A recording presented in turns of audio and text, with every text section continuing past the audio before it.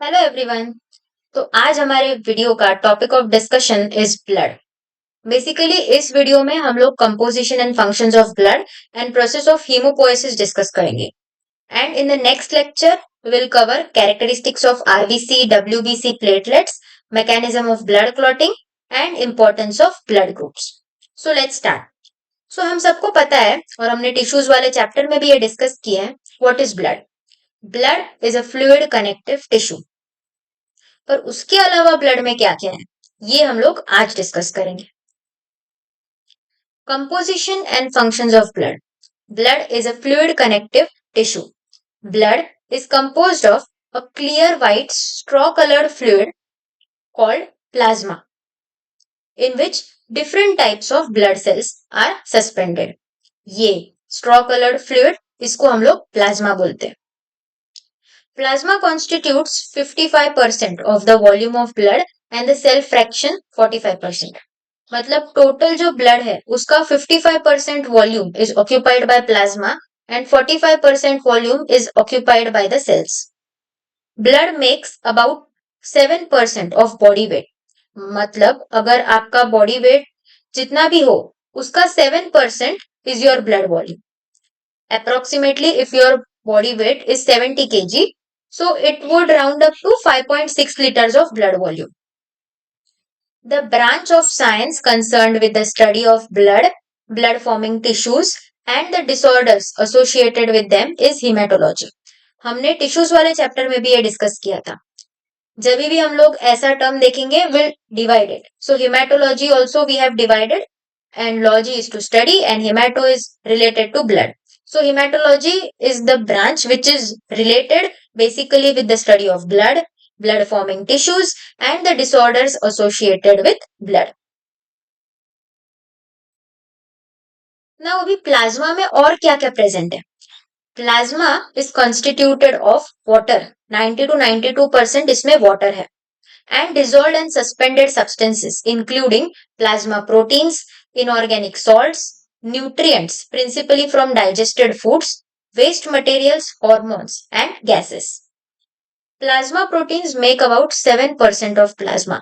Plasma का 7% is made by plasma proteins. Plasma proteins with the exception of immunoglobulins are formed in the liver. मतलब immunoglobulin को छोड़ के बाकी सारे प्लाज्मा प्रोटीन्स लिवर में बनेंगे।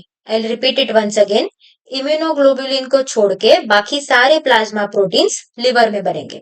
तो अभी आप पूछोगे इम्यूनोग्लोबुलिन कहाँ बनेगा। Immunoglobulin is basically antibody. So antibodies बनाते हैं B lymphocytes. B lymphocytes is a type of WBC. So basically immunoglobulin which is antibody is prepared by B lymphocytes, which is a type of WBC. Now talking about albumin, globulin and clotting factors. उसके functions क्या है और कोई important characteristic है क्या। Albumin is the most abundant plasma protein. It maintains the normal osmotic pressure. Acts as a carrier molecule for some drugs, fatty acids. सबसे ज्यादा amount में अगर कुछ कोई प्लाज्मा प्रोटीन प्रेजेंट है तो वो अल्ब्यूमिन है। ये अल्ब्यूमिन सबसे ज्यादा drug plasma protein bindings show करता है। Next globulins. Globulins act as antibodies in transportation of some hormones and also inhibition of some proteolytic enzymes. ये ग्लोब्यूलिन्स के कुछ फंक्शंस है। ग्लोब्यूलिन्स एक तो एंटीबॉडी की तरह काम करेगा, दूसरा एक कुछ हॉर्मोन्स को ट्रांसपोर्ट करने में हेल्प करता है, thirdly it inhibits some proteolytic enzyme. Example, alpha 2 macroglobulin inhibits trypsin activity. Clotting factors. Serum is plasma from which clotting factors have been removed.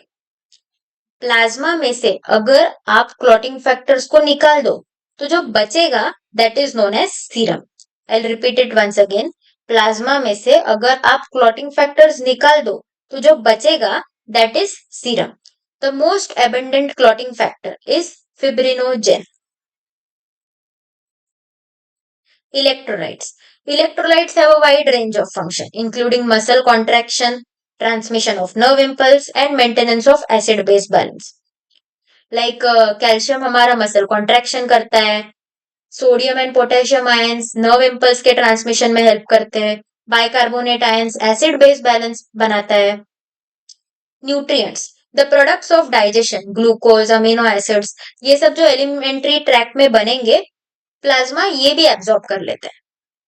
Waste products like urea, creatinine, uric acid are the waste products of protein metabolism. They are formed in the liver and carried in the blood to the kidneys for excretion. Carbon dioxide from tissue metabolism is transported to the lungs for excretion. मतलब जो भी waste products बनते हैं body में वो ये plasma ये भी कैरी करता है और इसको अपने टारगेट ऑर्गन तक पहुंचा देता है जहां से ये एलिमिनेट हो सकते हैं। For example urea creatinine and uric acid को ये किडनीज तक पहुंचाता है and from kidneys they are excreted. Similarly carbon dioxide को ये लंग्स तक पहुंचाता है एंड लंग्स से वो एक्सक्रीट हो जाएंगे। Hormones hormones are chemical messenger synthesised by the endocrine glands. दो टाइप्स ऑफ ग्लैंड्स होते हैं, एक एक्सोक्राइन और दूसरा endocrine. Endocrine glands are ductless glands और एक्सोक्राइन ग्लैंड्स में डक्ट प्रेजेंट होते हैं। Endocrine glands are ductless, so they secrete whatever they secrete, that is known as hormones. तो जो ये hormones जो secrete करेंगे वो directly blood stream में secrete कर देते हैं. Hormones pass directly from the endocrine cells into the blood, which transports them to their target tissues and organs in the body where they influence the cellular activity. मतलब endocrine gland ने hormones secrete किए, फिर ये hormones blood के help से अपने target organ या tissue तक पहुंचते हैं और वहां पे वो पर्टिकुलर एक्टिविटी शो करते हैं। Gases like oxygen, carbon dioxide and nitrogen are transported around the body dissolved in plasma. Oxygen and carbon dioxide are also transported in combination with hemoglobin in red blood cells. Most oxygen is carried in combination with hemoglobin and most carbon dioxide as bicarbonate ions dissolved in plasma. Oxygen carbon dioxide nitrogen ये सारे gases जो है वो भी body में transport कहाँ से होते हैं, किसके हेल्प से होते हैं, प्लाज्मा के हेल्प से होते हैं। और ऑक्सीजन मेजरली हीमोग्लोबिन के हेल्प से, ऑक्सीजन एंड कार्बन डाइऑक्साइड दोनों haemoglobin in red blood cells से ट्रांसपोर्ट होता है। फंक्शंस ऑफ ब्लड, 7 फंक्शंस है, बहुत इंपॉर्टेंट है। Firstly delivers oxygen nutrients to all the body cells. Secondly, transports waste products. Third, transports hormones. Fourth, maintains body temperature. Fifth, maintains pH. Sixth, prevents blood loss. And seventh, prevents infection. Now, सबसे important, process of hemopoiesis. This is not at all difficult. You just need to pay your attention carefully. The process by which the formed elements of blood develop is called hemopoiesis और hematopoiesis. जिस process से blood cells बनते हैं उसको haemopoiesis या हेमेटोपोइसिस बोलते हैं। Before birth, hemopoiesis first occur in the yolk sac of an embryo and later in the liver, spleen, thymus and lymph nodes of fetus. Birth होने के पहले ये जो हीमोपोइसिस है वो यॉल्क सैक ऑफ एम्ब्रियो में होता है एंड उसके बाद ये liver, spleen, thymus and lymph node में होता है। Red bone marrow becomes the major site of hemopoiesis in the last 3 months before birth and continues as the source of blood cells after birth and throughout the life. Baby के बाहर आने के 3 months पहले red bone marrow is the chief site of hemopoiesis and it continues to be the same even after birth. Red bone marrow is a highly vascularized connective tissue. It is present chiefly in bones of axial skeleton, pectoral and pelvic girdles, and the proximal epiphysis of humerus and femur. Red bone marrow highly vascularized connective tissue है और ये कहाँ present होता है, axial skeleton, pectoral and pelvic girdles, and the proximal epiphysis of humerus and femur. About 0.05 to 0.1% of red bone marrow cells are called pluripotent stem cells or hemocytoblasts. These cells have the capacity to develop into many different types of cells. मतलब ये pluripotent stem cells में ही वो ability है जो हमारा RBC, WBC, monocyte, lymphocyte जो सब बनने वाला है वो ये प्लूरिपोटेंट स्टेम सेल्स बनाएंगे। सिंपल लैंग्वेज में प्लूरिपोटेंट स्टेम सेल्स को आप सीड कंसिडर कर सकते हो। ये सीड ही आगे जाके branches, fruits, flowers, root, leaves सब देगा। This is the diagram. We'll study this diagram and theory simultaneously to make the understanding of hemopoiesis more easier. Pluripotent stem cell. Pluripotent stem cells produce two further types of stem cells, which have the capacity to develop into several stem cells. These stem cells are called myeloid stem cells and lymphoid stem cells. पहले pluripotent stem cell था, उसने दो types of cells बना दिए, myeloid stem cells and lymphoid stem cells. Myeloid stem cells begin their development in the red bone marrow and give rise to RBC, platelets, monocytes, neutrophils, eosinophils, basophils, and mast cells. Lymphoid cells, which gives rise to lymphocytes, begin their development in the red bone marrow but complete it in lymphatic tissues. Lymphoid stem cells also give rise to natural killer cells. मतलब lymphoid stem cells lymphocytes बनाएंगे, पर इन lymphocytes का development का starting तो red bone marrow में हो जाता है, पर इसका कंप्लीशन आगे जाके लिम्फेटिक टिश्यू में होता है। Lymphoid stem sales natural killer sales भी बनाते हैं। तो बेसिकली हमने अभी तक ये समझा है कि पहले प्लूरिपोटेंट स्टेम सेल बनेगा, फिर दो स्टेम सेल्स बनते हैं उससे, एक माइलॉइड और लिम्फोइड। माइलॉइड स्टेम सेल्स बनाएगा RBC, platelets, monocytes, neutrophils, eosinophils, basophils and mast cells. और लिम्फोइड सेल्स क्या बनाता है? Lymphocytes and natural killer cells. देखो, this is the diagram. This is your pluripotent stem cells. It makes myeloid stem cell and lymphoid stem cell. Myeloid stem cell will make RBC, platelets, eosinophil, basophil, neutrophil, monocytes. And lymphocyte will make lymphocytes, T and B both, and natural killer cells. अभी ये lymphoid stem cell से lymphocyte या myeloid stem cell से RBC, platelet, eosinophil, basophil, neutrophil, monocytes, ये बनने के लिए बीच में भी कुछ प्रोसेस होगा ना, तो अभी हम लोग ये प्रोसेस पढ़ते हैं। सी, during hemopoiesis, some of the myeloid stem cells differentiate into progenitor cells. Other myeloid stem cells and the lymphoid stem cells develop directly into precursor cells. मतलब कुछ माइलॉइड स्टेम सेल्स है ना, वो प्रोजेनिटर सेल्स में differentiate हो जाते हैं और बचे हुए माइलॉइड और lymphoid stem cells directly precursor cells में बदलते हैं। कुछ myeloid stem cells progenitor cells में बदलते हैं और बाकी के माइलॉइड और लिम्फोइड सेल्स है वो प्रीकर्सर सेल्स में बदल जाते हैं। अभी ये जो प्रोजेनिटर सेल्स है, इसी को हम लोग बोलते हैं colony forming units, CFU.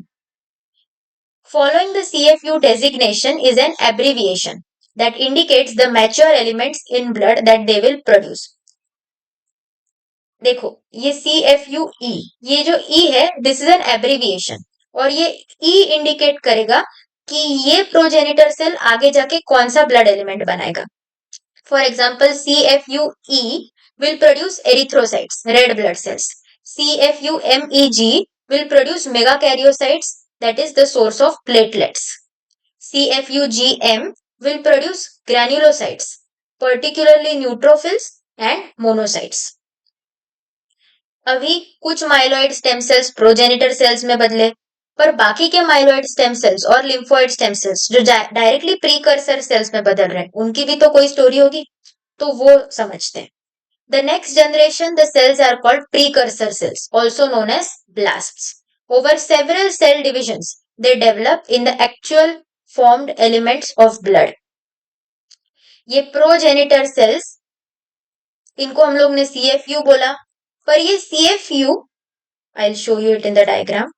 See, this is the pluripotent stem cell, myeloid and lymphoid. फिर ये इन्होंने CFUE, CFUMEG, CFUGM बनाया। ये एक फर्स्ट स्टेप हो गया। फिर इन्होंने ब्लास्ट्स बनाना स्टार्ट किए। ब्लास्ट्स को ही हम लोग प्रीकर्सर सेल या ब्लास्ट्स, इसका ही नाम है। तो ये CFU ब्लास्ट सेल्स या प्रीकर्सर सेल्स बनाएंगे। CFUE will prepare pro-erythroblasts, CFU-MEG will prepare megakaryoblast and CFU-GM will prepare eosinophilic myeloblast, basophilic myeloblast, myeloblast and monoblast. Lymphoid stem cells जो है ना, वो कॉलोनी फॉर्मिंग यूनिट्स नहीं बनाते, वो प्रोजेनिटर सेल्स नहीं बनाते, वो डायरेक्टली प्रीकर्सर सेल्स बनाते हैं।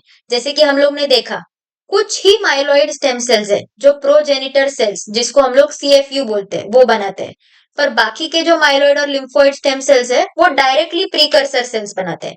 उसी का एक एग्जांपल ये है कि देखो यहाँ पे लिम्फोइड स्टेम सेल्स है, इन्होंने प्रोजेनिटर सेल्स नहीं बनाए, इन्होंने डायरेक्टली प्रीकर्सर सेल्स बना दिए। T lymphoblast, B lymphoblast, NK lymphoblast. The cells are called precursor cells, also known as blasts. Over several cell divisions, they develop into the actual formed elements of the blood. For example, monoblasts develop into monocytes, eosinophilic myeloblasts develop into eosinophils, and so on. Precursor cells have recognizable microscopic appearances. मतलब precursor cells microscope से identify हो सकते हैं. This is where we complete our hemopoiesis. Now we'll revise it in short. पहले हमने देखा कि हमें मिला एक प्लूरिपोटेंट स्टेम सेल। ये कहां से आया है? Red bone marrow. Red bone marrow के सेल्स से आया है प्लूरिपोटेंट स्टेम सेल। ओके, ये प्लूरिपोटेंट स्टेम सेल डिवाइड हो जाता है माइलॉइड स्टेम सेल में और लिम्फोइड स्टेम सेल में। अभी कुछ माइलॉइड स्टेम सेल्स में एबिलिटी है कि वो colony forming units, progenitor cells बनाते हैं, और बाकी के जो माइलॉइड या लिम्फोइड सेल्स है उनमें ये एबिलिटी है कि वो डायरेक्टली प्रीकर्सर सेल्स बना देंगे। तो अभी हम लोग प्रोजेनिटर सेल्स को देखते हैं। ये CFU प्रोजेनिटर सेल्स को हम लोग कॉलोनी फॉर्मिंग यूनिट्स बोलते हैं, इसीलिए उसका डेजिग्नेशन है CFU। और ये CFU के बाद जो भी कुछ एब्रिविएशन लिखा होगा वो डिनोट करता है कि वो आगे जाके कौन सा एलिमेंट बनाएगा ब्लड में। For example CFUE will slowly and steadily prepare RBC. CFU-MEG will prepare platelets. CFU-GM will prepare eosinophil, basophil, neutrophil, monocyte. ठीक है, तो हमने देखा पहले प्लूरिपोटेंट स्टेम सेल, फिर उससे माइलॉइड और लिम्फोइड बना। माइलॉइड स्टेम सेल्स में एबिलिटी है कि वो प्रोजेनिटर सेल बना सकता है, पर बाकी के जो माइलॉइड और लिम्फोइड है वो डायरेक्टली प्रीकर्सर सेल्स बनाते हैं। प्रोजेनिटर सेल्स को ही हम लोग क्या बोलते हैं? Colony forming units. अभी प्रोजेनिटर सेल्स बन गए, कॉलोनी फॉर्मिंग यूनिट्स बन गए। अभी ये colony forming units further precursor cells बनाएंगे। Proerythroblast, megakaryoblast, eosinophilic myeloblast, basophilic myeloblast, myeloblast, monoblast, and ultimately they form RBC, platelets, eosinophil, basophil, neutrophil, monocytes. Lymphoid stem cells directly precursor cells से T lymphocyte, B lymphocyte, natural killer cells बनाते हैं. So I hope all of this is clear and we'll end our lecture here. Thank you.